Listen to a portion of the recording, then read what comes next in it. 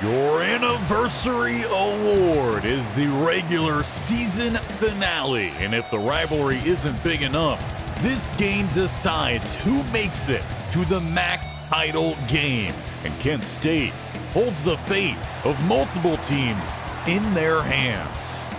As we enter Week 13, we have already clinched. We are headed to the title game, but will it be against Bowling Green or will it be against Toledo?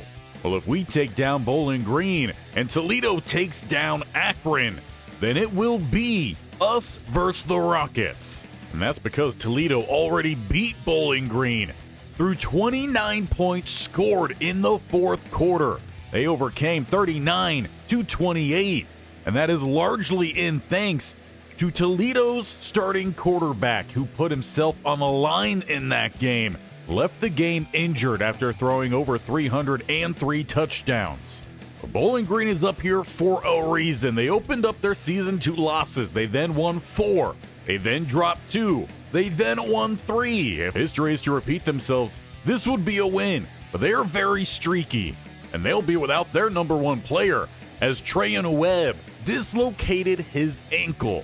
That's a massive blow, as he was averaging 7 yards a rush.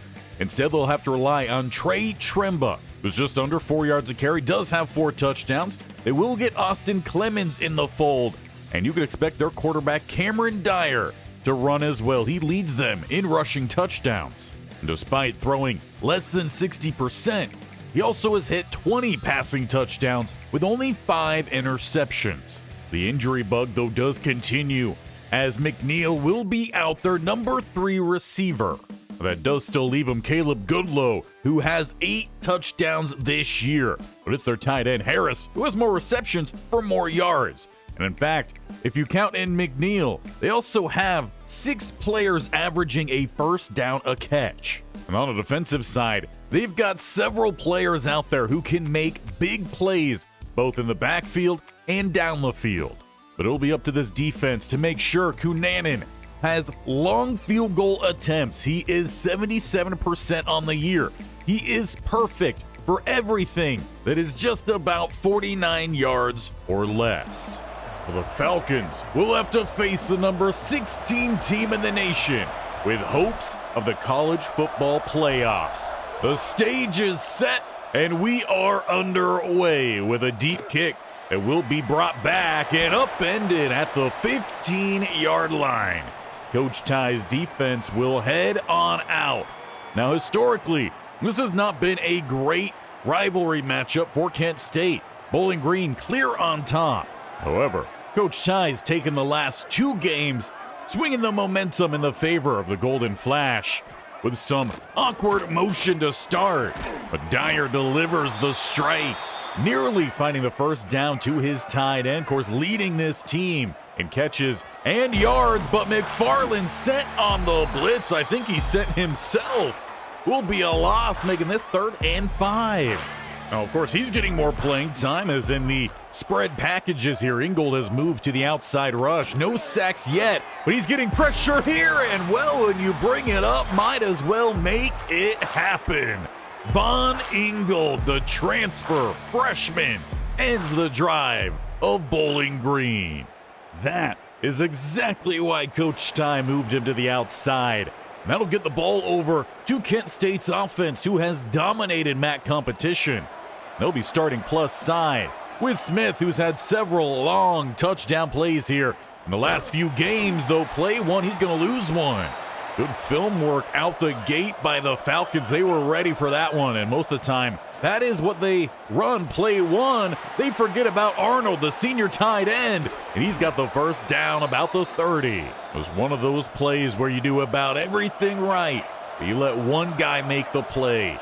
The 31, it's Smith with a lane. He shoots through it. One person to beat. Smith to the end zone. A hot start here for the Golden Flashes, as it's a quick stop on defense and just about the same amount of plays. The offense finds the end zone.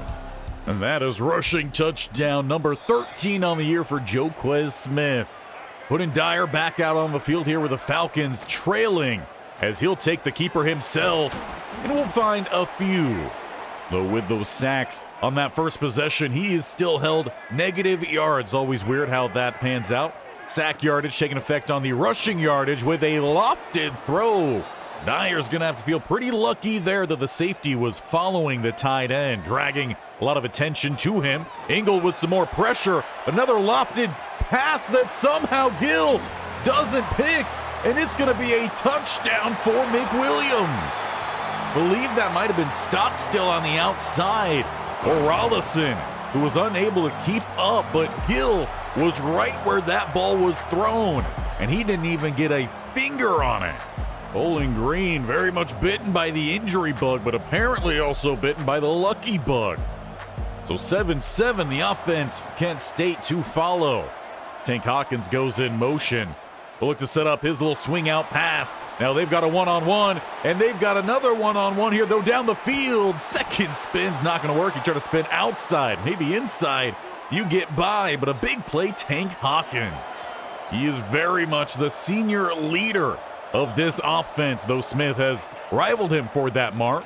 As they do go triple option his way, does not get the block, but no problem. He weaves inside, cutting back outside, gets the stiff arm to polish off the run.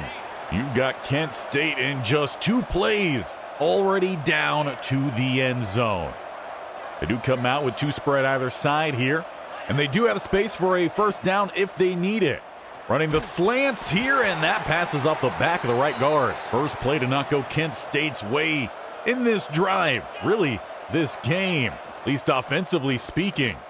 And there goes Kelsey. He will have it this time. Corner step down, took Smith, and it left no one to try to bring down Mason Kelsey, who's stacking on yards and touchdowns in his sophomore campaign.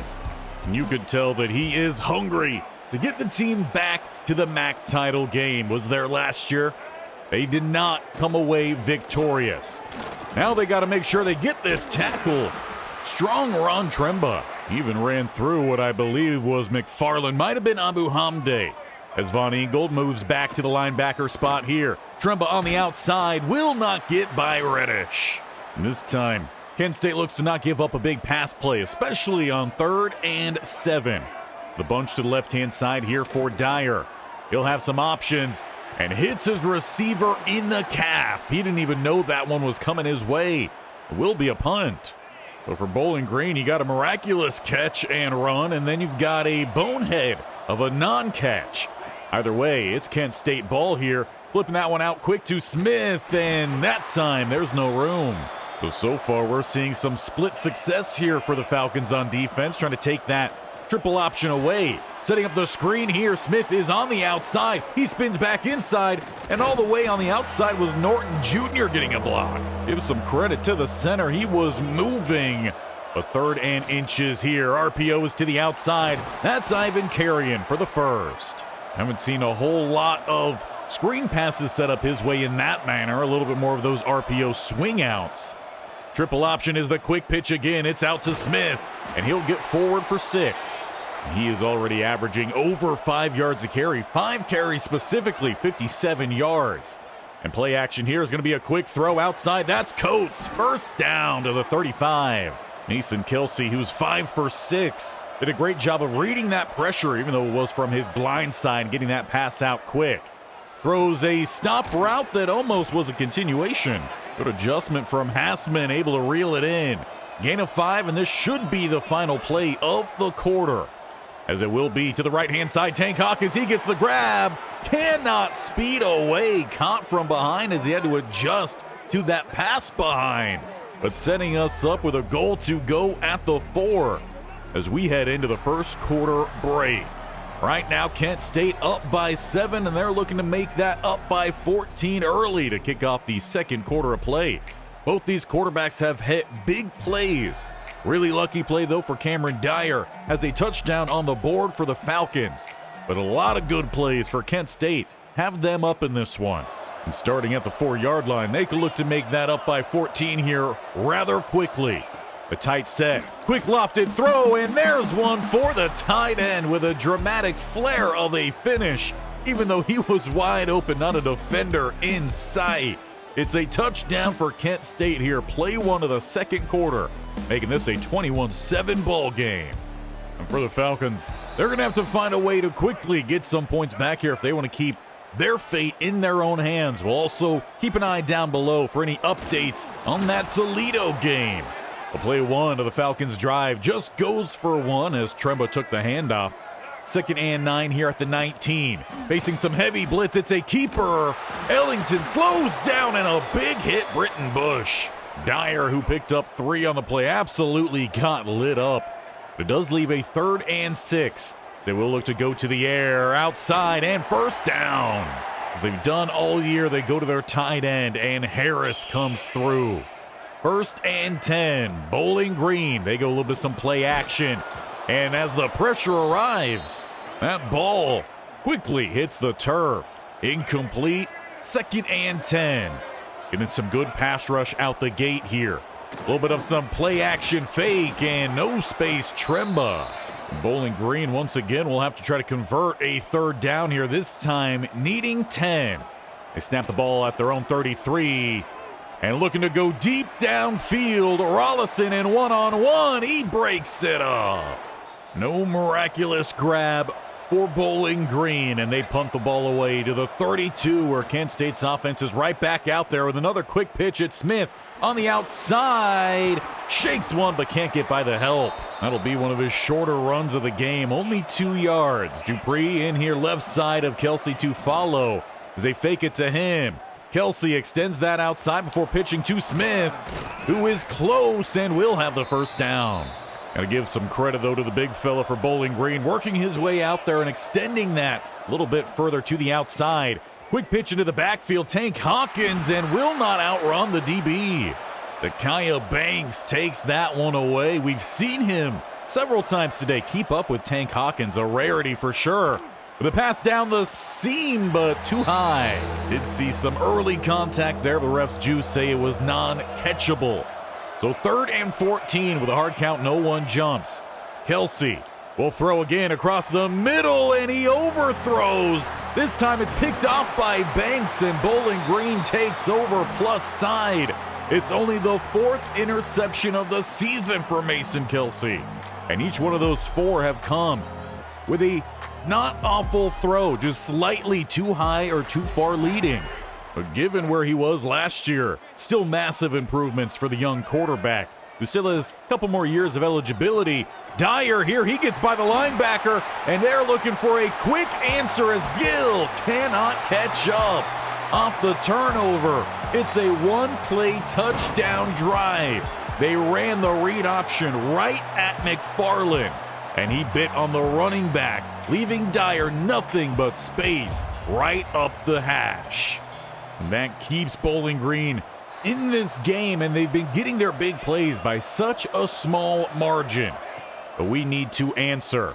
And it's going to be Kelsey on the keeper. He weaves by, shakes one, and will finally be dragged down about the 50. Anytime this year that we've seen a small mistake come from Mason Kelsey, he has answered. He looks to do it again. As we find ourselves by about midfield. Mark it as such with the short run there from Smith. Leaves 2nd and 9. Tight look here as they will run to the left-hand side here. That's going to be Coates with the catch and close to the first down. But I imagine everyone here in this stadium knows what's about to happen. A tight look here. Mason Kelsey at quarterback. It's Smith behind. And it will be a handoff. Smith takes outside and will have the first down plus more. Time and time again, he has come through for the Golden Flash, transferring in here his senior year. Kelsey this time does pitch it out. It's to Smith, and he will get stood up there with gain of 8, as he's also averaging 8.4 yards a rush. Though it looks like he'll get a breather. Dupree and Martin the backs here with Bailey, and it will be Martin on the stretch. Short. And Coach Ty would have the 2-minute break to come up with a plan then for 3rd and 1. And it's with essentially an empty set here, as Kelsey on the keeper will just pick it up himself. No problem there, just followed his blocks and made sure we had a fresh set to work with. Now they do look to go hurry up there right after. Rolling to the outside here. Kelsey looks to cut back in. He shakes one. He throws outside, but too tall. Give him credit for keeping the play alive, but somehow he overthrew the 6'6" receiver. 2nd and 10. He tries that hard count. No throw underneath here, in and out of the hands of Hassman. Great job from the lurking linebacker to pop it out. 3rd and 10 as the bells have tolled here. Bowling Green, and they set up a screen to the outside. They do have Smith, and he will be short. Falcons call a timeout, trying to get that ball back here and save some time. The minute 37 on the 4th and 1. It's Kent State's offense still on the field.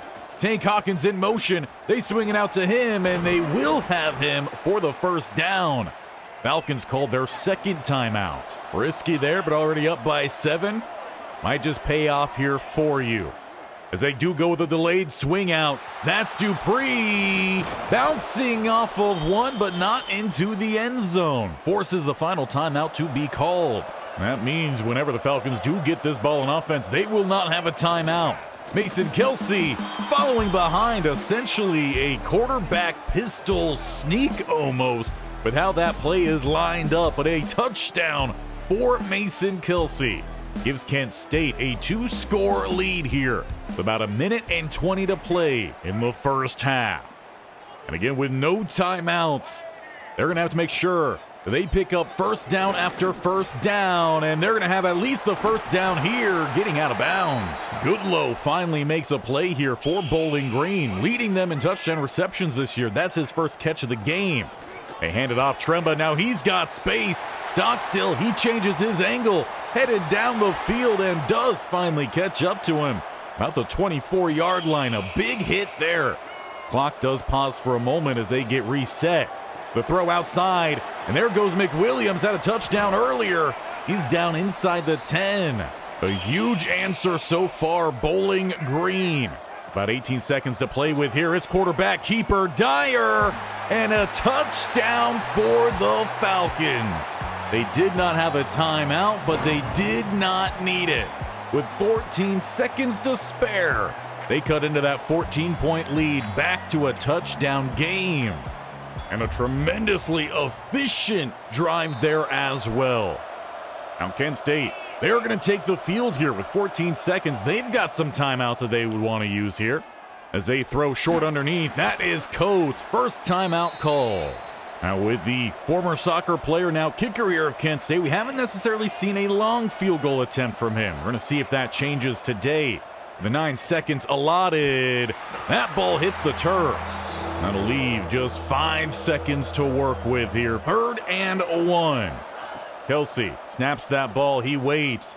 He unloads deep downfield. Tank Hawkins can't not get to it. What a throw, though, from Mason Kelsey. He made that thing fly downfield. And if it wasn't for that DB just getting a touch on that ball, Tank Hawkins was looking at a touchdown. But we've got a good game in the making here, 28-21. This is one of the closest MAC games Kent State has played this year, but it's come with just slight missteps in their own play. They gave up a deep ball, misplay on the read option, and every time Bowling Green has taken advantage. The good news for the away team is they start with possession. Second half underway. It starts at the 25, and it's going to be Mason Kelsey on that triple option. He looks to keep this one. Almost getting away there. If it wasn't for an ankle grab there from that linebacker, he might have been gone. But a good game there, play one. Smith had a gap on the left side of the defense. Trick able to get back there and close it quicker than he could hit it. Lofted throw outside here. That's Coates. He's gotten several catches today. This one might just be his biggest, down to the 35.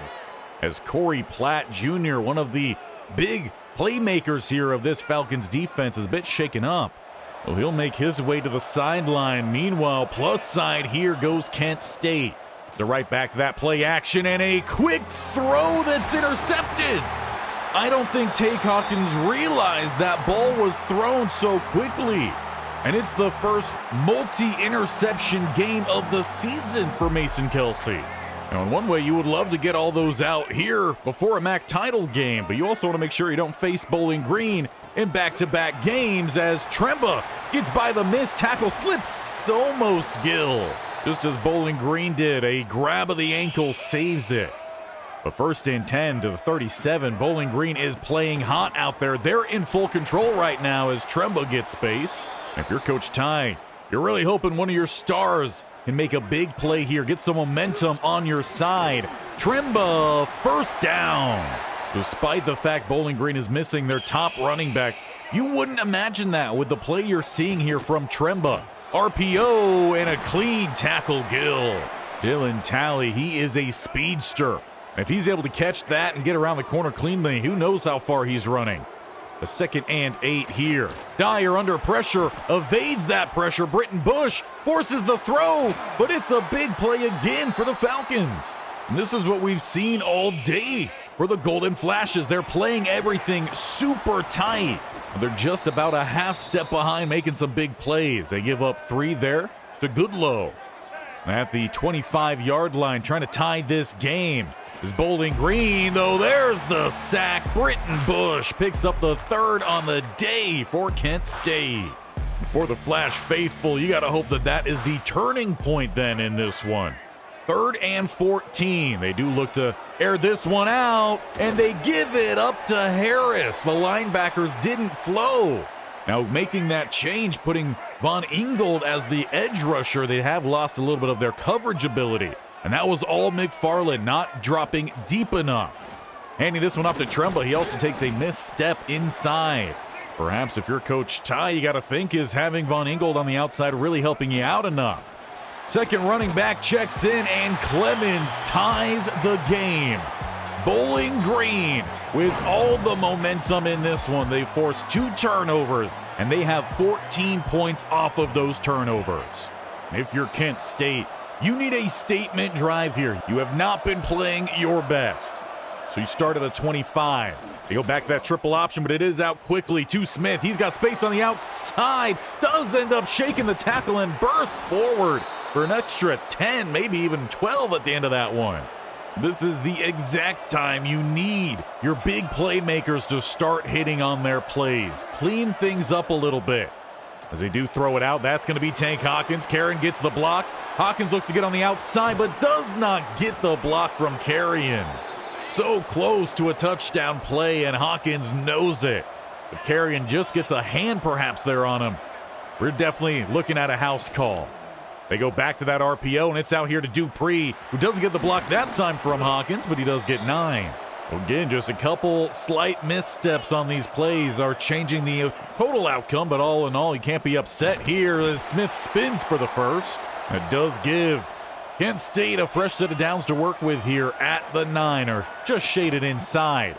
Triple option, though, that is out to Smith, and he is down to about the inch line. Just as we saw last time Kent State was down here, they bring out almost the empty set. And it's quarterback power. Mason Kelsey takes a late hit there, no flag on it. But he does get down the field following several big plays from the Golden Flash offense. That was the answer they needed. Now they need their defense to hold here.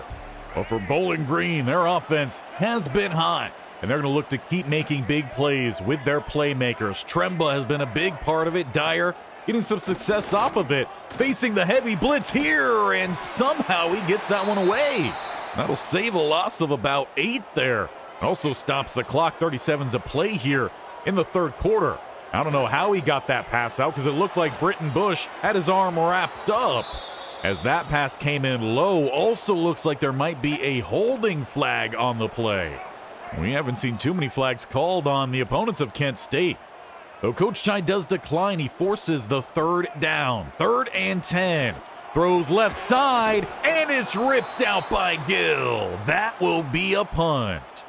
We've been waiting for Gill to make plays like that. It was about this time last year where he kind of slowed down.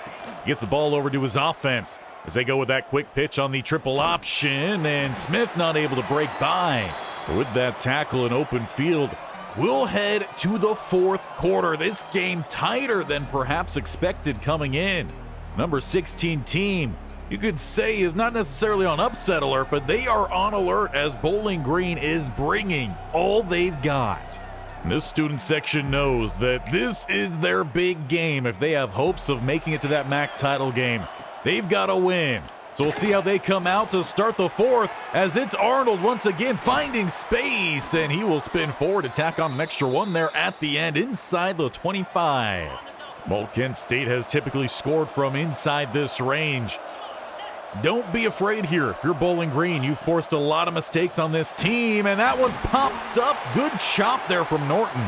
We've seen those screen passes go the other way with that kind of pressure. If he doesn't chop down that defender, who knows where that ball is going.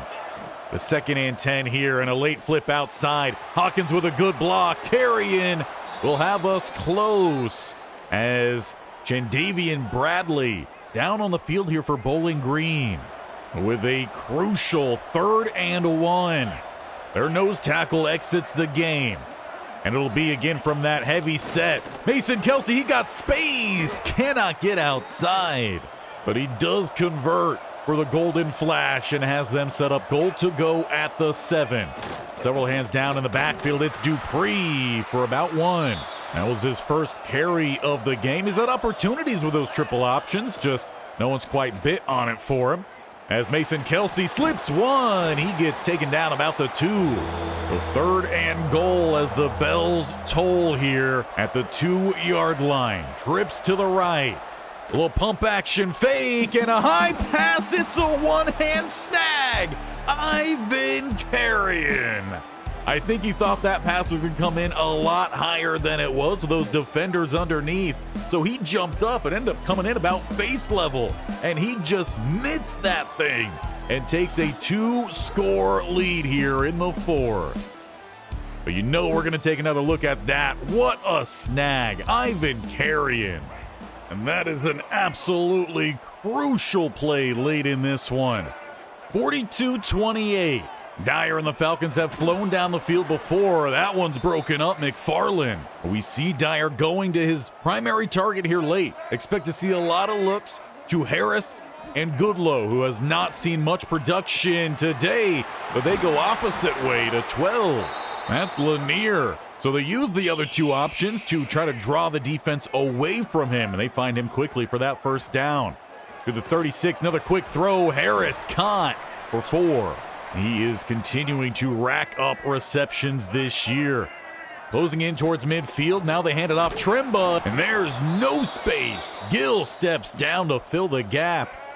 3rd and 5. Obviously 4-down territory here this late. Dyer with a vacated center of the field will tuck in, dive forward. A smart play there to pick up as much as possible while not risking a turnover there sliding down. Tremba on the carry, dragged down by Britton Bush. That'll be a gain of 5 for him as we are well inside 5 minutes, now about to move inside 4 minutes. Bringing the blitz here, Ingold forces the roll and throw. When we've gotten that kind of pressure, that is where we've forced some bad throws from Dyer, who hands it off here, and Von Ingold is all over it. So a 4th and potential gain here for Bowling Green as they motion out the running back. Here comes the pressure, and Von Ingold's back again. A 2nd sack for him on the day. And with that turnover on downs by Ingold, offense can look to milk some clock. Dupree takes a handoff. He cuts left side and will be a hard-earned 3. This is exactly where you want to be. If you're Coach Ty, ball in your hands inside 3 minutes to play. You just got to make sure you string together a couple good first downs. Dupree left side will make it a manageable 3rd down. But following the timeout, coming in from the Falcons, it's Smith at quarterback as they set up a little bit of some speed option. Falcons are not fooled. They get the quick stop. We have already seen what kind of damage they can do with minimal time. 2:36, they've got the rock, which trips out to the right-hand side. Dyer throws this one away. That pressure that Kent State got last time perhaps getting now to the head of Dyer, who follows it with an empty set. They just rush 4. The line picks up a good set of blocks here. Ellington does force a little bit of a roll, but plenty of time to throw that one downfield and find his target, McWilliams. Obviously, with limited time here, limited timeouts, they will look to go hurry up. Going to get a playoff here before the 2-minute warning. Breaking through the tackle. There goes Dyer. Takes the contact. And that'll be the 2-minute warning. But plus side here for Bowling Green. Getting the job done here late, though they still need 2 touchdowns. Motioning out the running back here will make it an empty set. With a quick throw, they find Harris. Taken down quickly prior to the line of gain, so that clock will roll here for them. As they get set, it'll be at the 29-yard line. Everyone going deep, but one underneath. That's Harris slipping by one inside the 20. A red zone appearance here. A crucial drive for Bowling Green. They need a touchdown. They need to get an onside recovery as well, especially with only those 1 timeouts. Dyer scrambles, and he'll dive forward, getting down quickly, just picking up the 4. But does have him back to the line here. Does not look like they're going to spike it. So it will be 2nd and 6. They'll be looking to convert the down here. Dyer throws, soft spot of the coverage, and he's got the touchdown. In limited time, he has picked apart the coverage of Kent State. And that go around, they did not get any rush up front. Well, for the Falcons, they still got a lot of work to do here. Field goal attempt is blocked. Getting out there, though, one of the offensive linemen. Not going to find the edge. Good tackle there, Abu Hamde. That leaves this game up then to the onside by the first level and caught by Hassman. With only that 1 timeout, a minute 18, Kent State will kneel this game away. They win by 8 with that blocked PAT there late on, but they put some tape out there that, frankly, at this point in the season, you don't want to be out there. Bowling Green showed time and time again they could shred this defense. They also showed how to get in the head of Mason Kelsey. A couple turnovers, though, that doesn't keep him from getting player of the game with his 5 touchdowns, which he got both through the air as well as on the ground. Several big plays were made on offense to keep this team moving, especially when the defense was a little bit there lackluster. But speaking of defense, a couple big plays from Von Ingold. And that'll just be enough to make sure they are out of the MAC championship game. Toledo got the win and finds themselves ranked 25 heading into the title game. And with their chance to send them on to that title game, they came ready to play. A more emphatic win, I would say, than ours. 24-10 over Akron.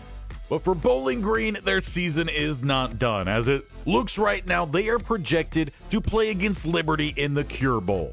As for us, if the playoffs were to start today, just above my head, you could see we are currently slated to play against Alabama. So we are going to see some tough competition. But in order to see that, this year, we can't mess things up in the title game. And this year, it's an unfamiliar opponent for us in the fact that we have not played against Toledo this year. We had a lot more tougher competition in terms of Power 4, but Toledo, they've brought it this year.